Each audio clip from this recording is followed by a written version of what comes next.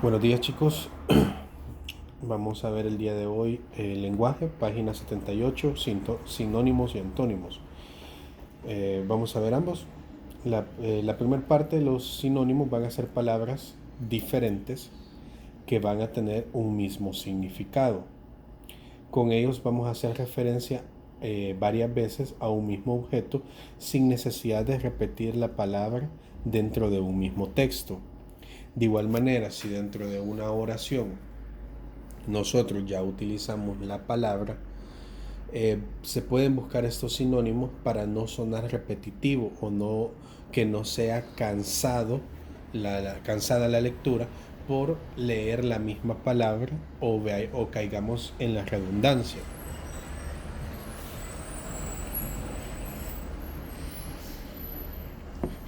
Vamos a ver algunos ejemplos. Vamos a ver algunos ejemplos en estos casos de los sinónimos. Por ejemplo, tenemos la palabra dulce. Podemos tener como sinónimo azucarado, confitado, endulzado, acaramelado. La palabra premio, vamos a tener pago, recompensa, remuneración, gratificación. Borrar, suprimir, anular, corregir, tachar o quitar. Entonces son palabras diferentes que van a tener un mismo significado. En cambio, los antónimos van a ser palabras no diferentes, sino palabras que tengan significados opuestos. Sinónimos, palabras diferentes que tengan un mismo significado, y antónimos, palabras que tienen significado opuesto. Vamos a tener caliente, su antónimo va a ser frío; joven, su antónimo va a ser anciano; claro, su antónimo va a ser oscuro; suave, su antónimo va a ser áspero, y así sucesivamente. Todas las palabras que tengan un significado contrario, nosotros las vamos a catalogar como antónimos, y palabras diferentes con un mismo significado, sinónimos. Entonces vamos a ver que hay diferentes tipos de antónimos también, que los antónimos pueden ser de dos tipos principalmente: los léxicos y los gramaticales. Los léxicos van a ser formados por palabras que significan lo contrario, como lo vimos antes: guapo, feo. Mientras que los gramaticales se van a formar añadiendo prefijos a las determinadas palabras. Entonces tenemos útil, la misma palabra, solo que poniéndole un prefijo: inútil, para designarle una contrariedad. Nutrición, le ponemos un prefijo que va a ser des, para decir desnutrición, o sea, referirse a la palabra contraria o a un significado contrario. Entonces, los léxicos, recapitulando, los antónimos léxicos van a ser otras palabras para designar un contrario, pero las gramaticales va a ser la misma palabra, pero con un prefijo para darle un significado diferente, pero siempre utilizando la misma palabra, o la palabra previa tiene que estar dentro de ella para darle este significado. Vamos a pasar a la oración.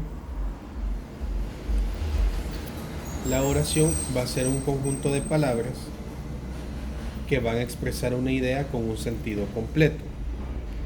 Dentro de la oración, pues la oración va a tener diferentes partes, y va a estar constituido por diferentes palabras. Podemos tener verbos, adverbios, nombres propios, lugares, y la parte esencial es de que tenga una idea o un sentido completo. Van a poseer verbos conjugados o un verbo no conjugado, que va a ser un elemento vital para la existencia de ella, ya que el verbo va a ser lo que nos va a indicar a nosotros la acción. Por ejemplo, Eduardo va de compras.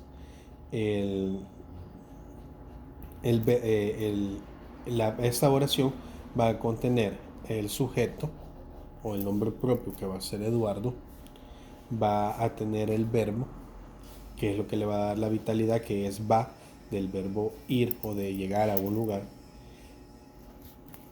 Va a dar el predicado, que es la acción, que son las compras, y también nos va a dar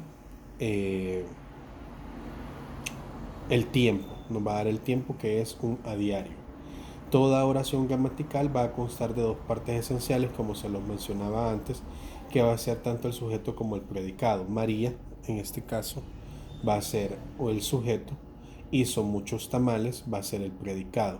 Ahí pues dentro de esta oración va a llevar su verbo, su adverbio, va a llevar otro nombre propio que va a ser tamales, pero que este va a ser dentro de la oración, a formar parte del predicado.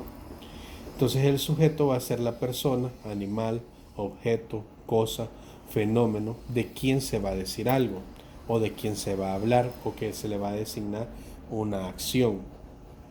En él la palabra más importante va a ser el núcleo, el cual puede estar formado por un sustantivo o por un pronombre.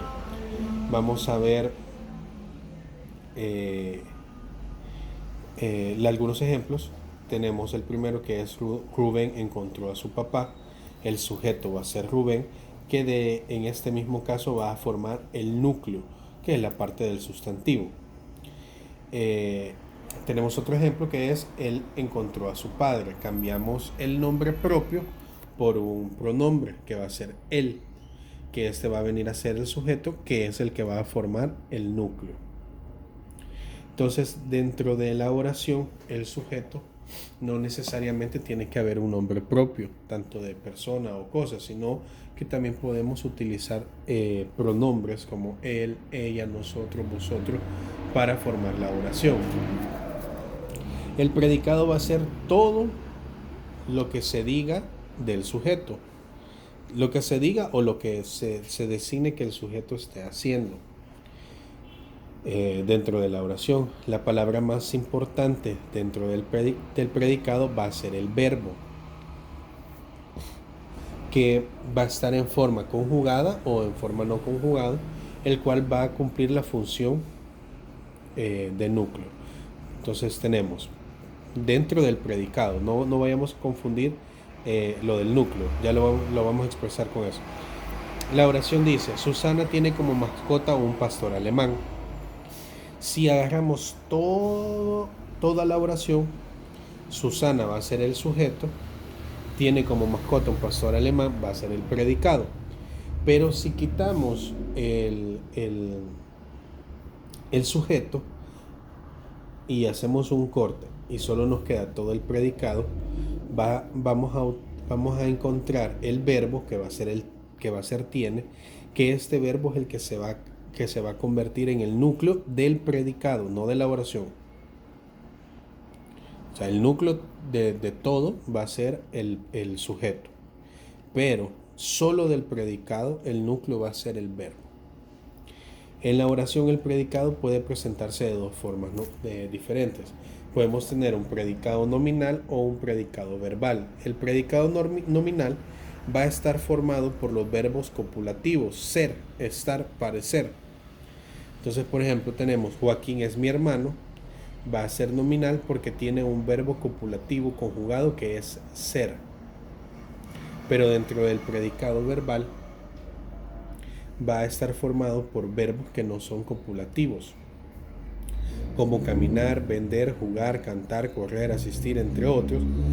Y la palabra o el ejemplo es: mi hermano vive en casa de mi abuela. Es verbal porque tiene un verbo no copulativo que va a estar conjugado, que es vivir. Entonces, para diferenciar estos, normalmente los copulativos van a ser ser, estar y parecer.